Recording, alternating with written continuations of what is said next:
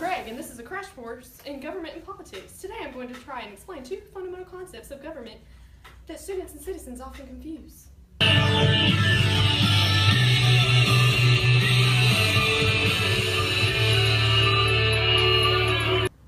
Let's talk about separation of powers. The national government is divided into three separate branches: the legislative branch, the executive branch, and the judicial branch. I put them in this order because that's the way the Constitution has them, and I'm not going to argue with the Constitution, except for that stupid 3/5 of a person thing. I'm 3/5. So the legislative branch is from Article 1. The main job of the legislative branch is to make laws. The secondary job is to say, No, it's your fault. No, it's your fault. No, it's your fault. Okay, I have to go home and campaign. Then we have the executive branch. Article 2, Section 1 states, "The executive power shall be vested in the President of the United States of America." The executive branch is in charge of executing the law, which basically means carrying them out. Interestingly, the President's power is to execute is found in the oath of office.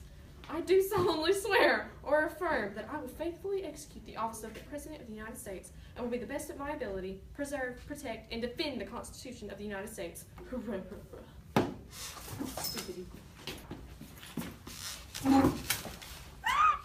Stupid. Wait, Kelsey, I just gave the presidential oath of office, so I'm president now, right? Totally. Oh, elections? Yeah, we didn't have those. Now the judicial branch. The job of the judiciary, also sometimes called the courts, is to interpret the law to explain what it means. Article 3, Section 1, the judicial power of the United States shall be vested in one Supreme Court, and in such inferior courts as the Congress may from time to time ordain and establish. Congress has the power to create all of the courts. And this led to checks and balances. It was a nice job by me. I'm going to need a little help explaining checks and balances, so let's do this part in the clone zone.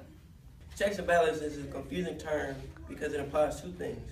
The point here is that each of the branches has the power to limit or check the other two and creates a balance between three separate powers. It also gives the legislature the greatest number of checks on other branches, legislative clone. So the framers of the Constitution were really concerned about the president becoming a tyrannical figure, a la King George III.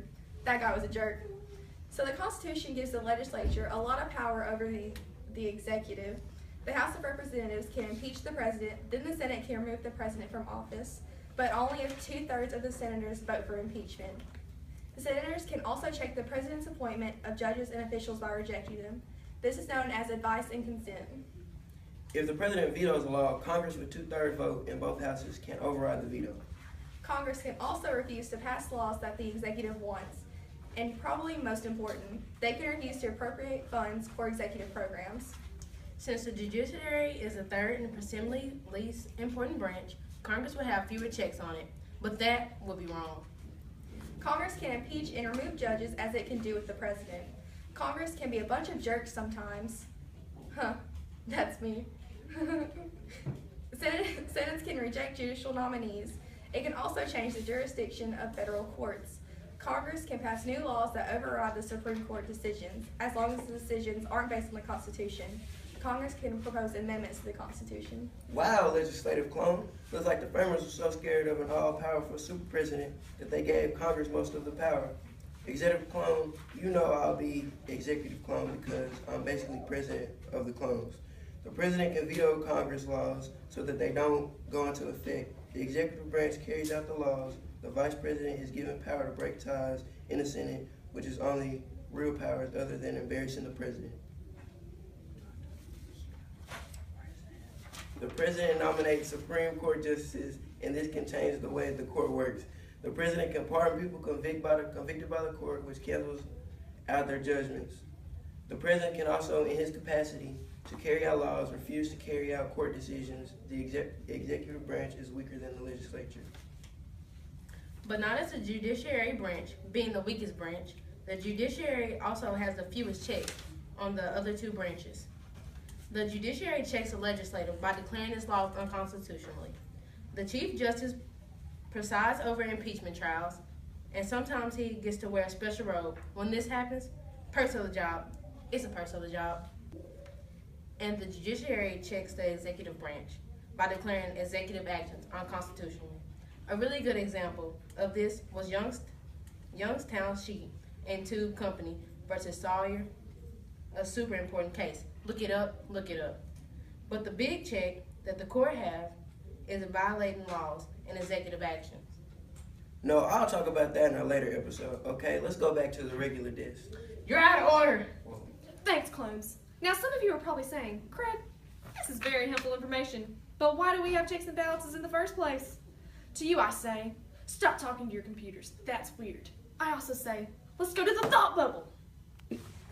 So the framers of the Constitution were terrified of a tyrannical central government that would destroy people's rights that they felt the British had.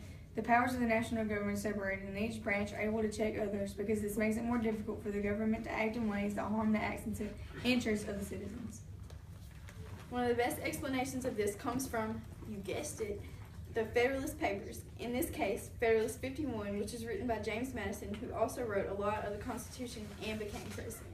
So he kind of knows what he's talking about. And really, it's kind of a shame that he's not on our money, because Americans would pay him more attention and they would also pay him, literally. Madison wrote, but the great security against the gradual concentration of the several powers in the same department consists in giving to those who administer each department the necessary constitutional means and personal motives to resist encroachments of the others. It may be a reflection on human nature that such devices should be necessary to control the abuses of government, but that is government itself, but the greatest of all reflections on human nature. That's right. He wrote with an accent. Don't know how that's possible. Thanks, Thought Bubble.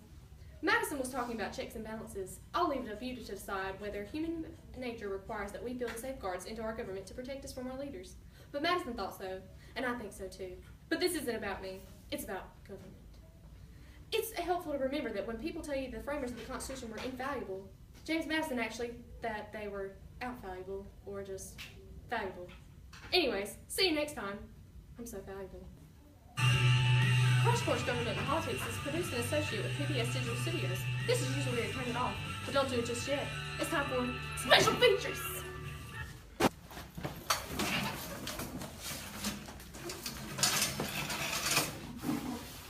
Stupid Craig.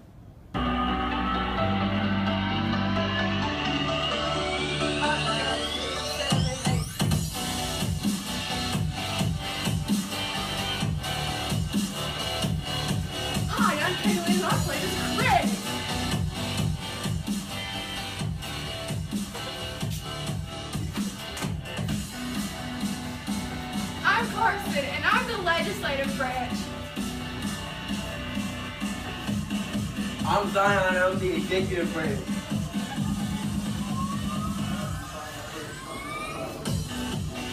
I'm Joy, and I'm the judicial branch. My name's Kaylee, and I'm in the thought bubble.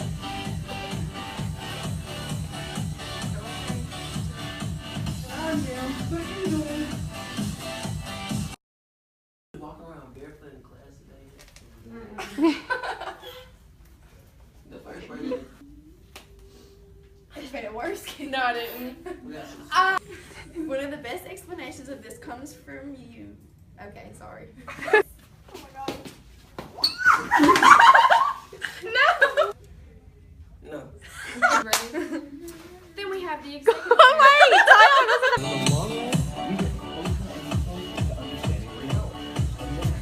Join in. Mr. Mouth looking like what?